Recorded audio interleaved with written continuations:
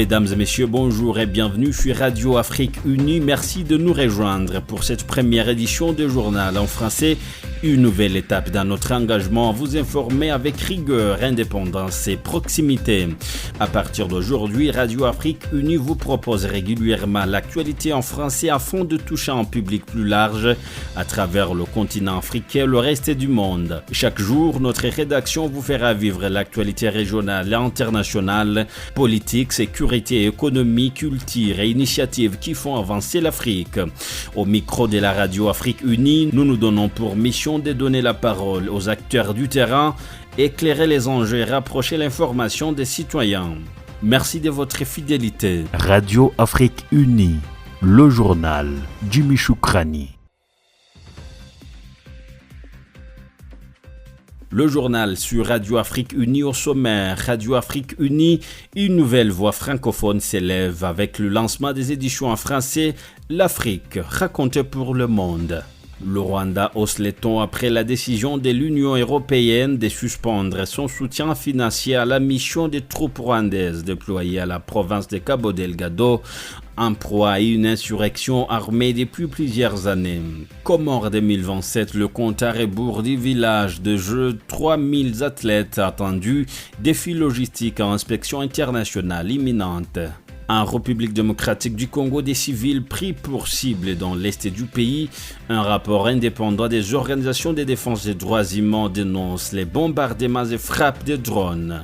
Et c'est tout pour les sommaires de ce journal. Bienvenue dans les détails. Un journal à suivre sur notre chaîne YouTube Afrique Unie Radio Français. Radio Afrique Unie, le journal Jimmy Choukrani.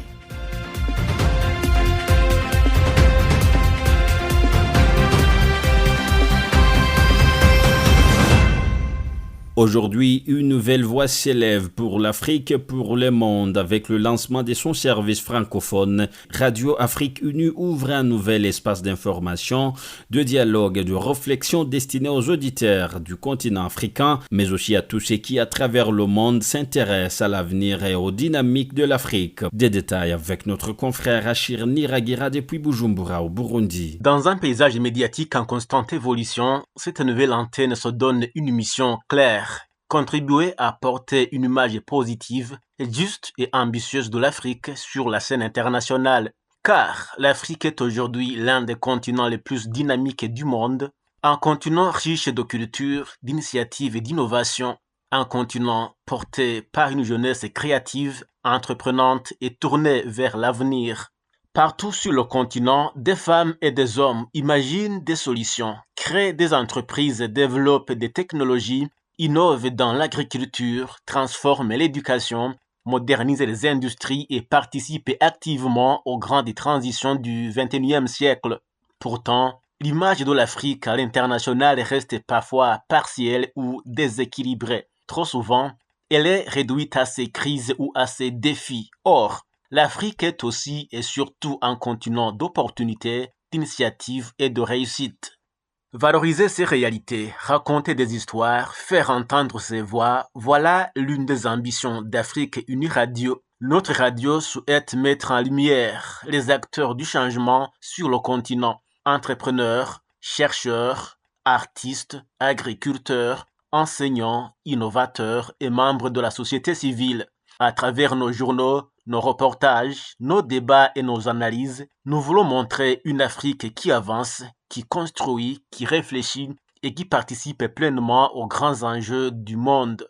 Nous parlerons d'économie, de technologie et d'innovation. Nous aborderons les questions d'éducation, de formation et de jeunesse. Nous mettrons en avant le rôle essentiel des femmes dans le développement du continent. Nous nous intéresserons également à l'agriculture, aux industries, aux cultures et aux grandes transformations sociales qui façonnent l'Afrique d'aujourd'hui et de demain. Mais l'ambition d'Afrique Unie Radio va encore plus loin.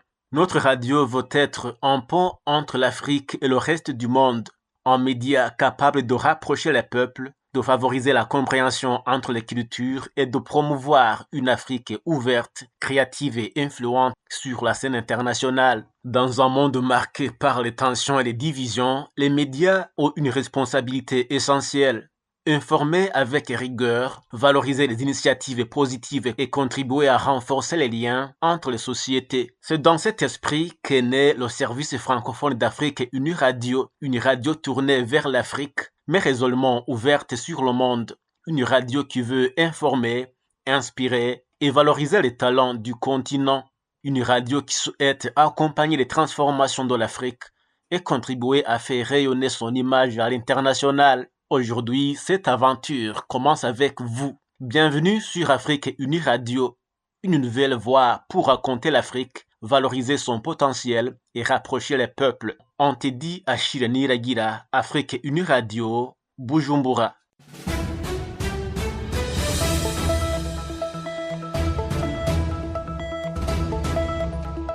Parlons diplomatie dans ce journal. Le Rwanda pourrait-il revoir son engagement militaire au Mozambique? Kigali hausse les tons après la décision de l'Union européenne de suspendre son soutien financier à la mission des troupes rwandaises déployées dans la province de Cabo Delgado, en proie à une insurrection armée depuis plusieurs années. Les autorités rwandaises dénoncent une pression internationale croissante malgré le rôle déterminant de leurs forces dans la lutte contre des groupes djihadistes dans le nord du pays. Déployées en 2021 à la demande du gouvernement mozambicain, les forces rwandaises ont contribué à repousser les insurgés et à reprendre plusieurs zones stratégiques. Et cette amélioration de la sécurité a permis à des milliers de civils déplacés de regagner leur localité et à favoriser la reprise progressive des activités économiques et de développement dans la région. Dans un message publié à la suite de la controverse, le chef de la diplomatie rwandaise a affirmé que son pays ne pouvait accepter que ses soldats soient constamment critiqués alors qu'ils accomplissent une mission que, selon lui, d'autres partenaires internationaux n'avaient pas réussi à mener à bien. Olivier Nduhungirehe a également appelé que l'engagement du Rwanda s'inscrivait dans l'intérêt du peuple mozambicain ainsi que de la communauté internationale, notamment des investisseurs présents dans la région riche en ressources énergétiques. Il a enfin souligné que cette mission a aussi coûté la vie à plusieurs soldats rwandais tombés au combat dans la lutte contre les groupes armés dans le nord du Mozambique. Poursuivons sur Radio Journal, le ministère de la Coopération internationale du Burundi dénonce les gestes de près de 240 Burundais en Corée du Sud et en Serbie qui ont volontairement détruit leur passeport pour être reconnus comme réfugiés. Pour le ministre Eduardo Bizimana, cette pratique humilie le pays et viole le droit international. Il avertit que les auteurs, une fois identifiés, seront poursuivis selon la loi du Burundi. Par ailleurs, environ 4000 Burundais restent détenus en Tanzanie. Le ministère et l'ambassade du Burundi mènent des négociations pour leur libération et leur rapatriement. Radio Afrique Unie, le journal Jimmy Choukrani. Aux Comores, les préparatifs des Jeux des îles de l'océan Indien 2027 entrés dans le concret à 17 mois de l'événement sportif régional. Les autorités ont lancé officiellement les travaux du village des Jeux, un projet majeur destiné à accueillir près de 3000 athlètes. Entre délais serrés, inspection internationale imminente et mobilisation nationale, le pays veut démontrer sa capacité à organiser cette compétition. Reportage signé Adabi Natija. Après avoir reçu le drapeau de l'organisation des Jeux des îles de l'océan Indien à l'issue de l'édition Madagascar 2023, cet après-midi, le chef de l'État Azali Assoumani a officiellement lancé le chantier du village des Jeux, un projet titanesque de 350 villas réparties sur plus de 4 hectares. Sur place, l'heure est à la viabilisation, routes, assainissement, électricité, tout doit être prêt pour accueillir les 3000 athlètes de la région. Ce marché, estimé entre 4 et 5 milliards de francs comoriens, est confié à 3 entreprises comoriennes pour un délai de réalisation de 9 mois. Mais le temps presse. Si le gymnase et la piscine olympique de Mitsuje sortent de terre, une étape cruciale arrive vers la fin mars. Le Conseil international des Jeux effectuera une visite d'inspection déterminante. Face à cet enjeu de souveraineté, la solidarité régionale s'impose. L'île Maurice s'est engagée à envoyer des cadres experts pour épauler le comité d'organisation des Jeux aux Comores pour tout ce qui est logistique. 9 mois, c'est le délai maximum donné aux entreprises pour nous livrer les réseaux de voirie. Pour le gouvernement, le message est clair. Les Jeux des îles de l'océan Indien 2027 aux Comores ne sont pas un projet politique, mais un projet national. Depuis Comores, Adabiso Alihinatija pour Radio Afrique Unie.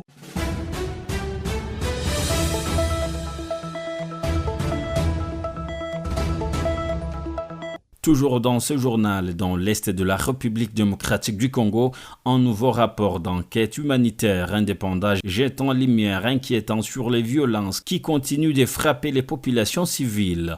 Publié le 12 mars 2026 par le Consortium international des droits humains pour le Congo, ce document accuse des bombardements offensifs et l'usage de drones d'avoir causé des pertes humaines dans plusieurs zones du nord et du sud Kivu. L'enquête évoque notamment la mort de l'humanitaire Karen Bussier, employé de l'UNICEF, tué dans une explosion dans la ville de Goma.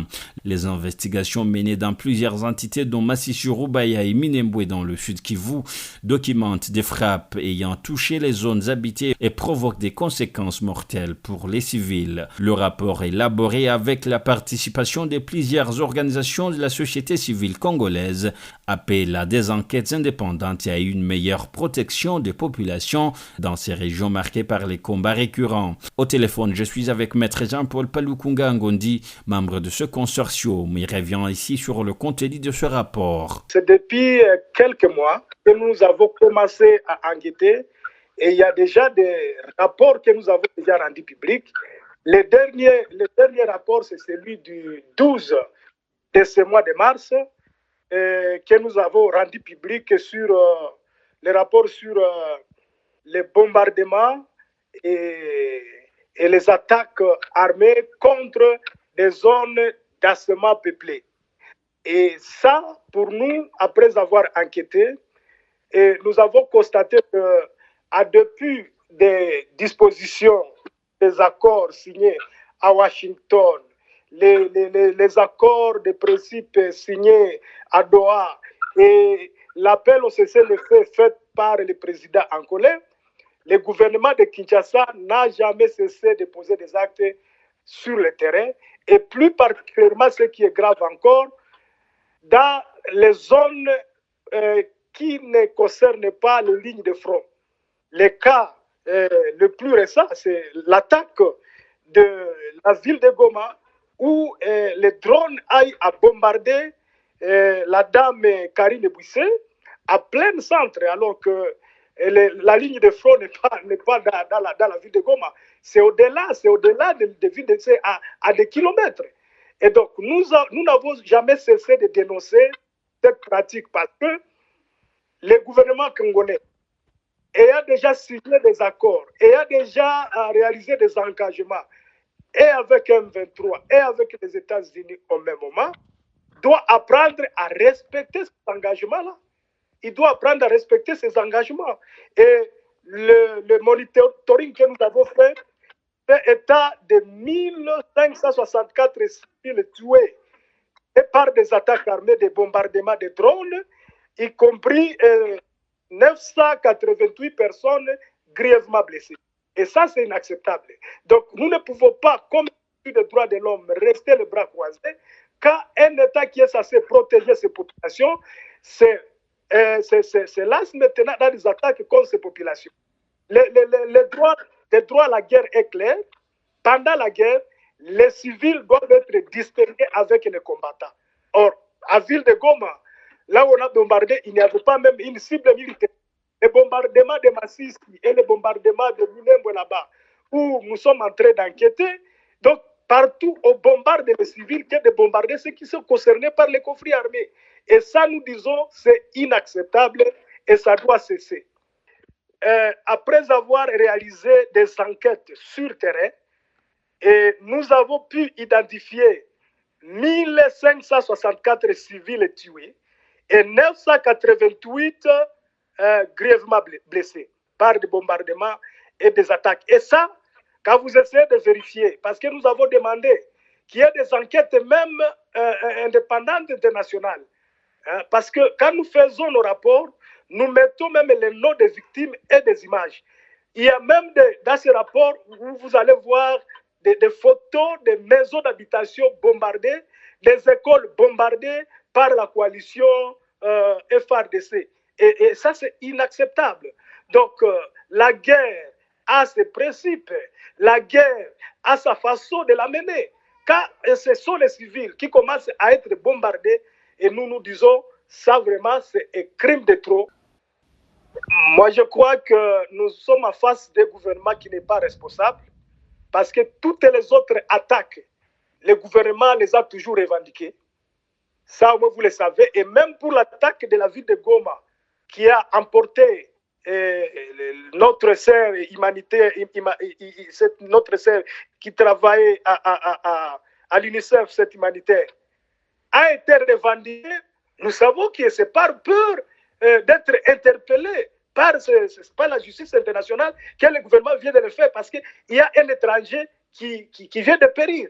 Mais partout où les Congolais, ce sont des civils qui meurent, le gouvernement a toujours revendiqué ces attaques à la communauté internationale, de lasser le plus vite possible des enquêtes par rapport aux données contenues dans nos rapports. Parce que nous ne fabriquons pas les chiffres. Ces morts, quand vous lisez, il y a des noms, il y a des dates, il y a des lieux, il y a des images. Nous avons même des vidéos, des témoignages des familles victimes de personnes bombardées. Donc, c'est vraiment important qu'il y ait en fait une enquête internationale indépendante. Monsieur Jean-Paul Paluku-Ngangondi, je rappelle que vous êtes parmi les présidents du consortium des organisations de défense des droits humains. Vous êtes également président national du CRDH en République démocratique du Congo. Nous vous remercie d'avoir répondu à nos questions. C'est moi qui vous remercie.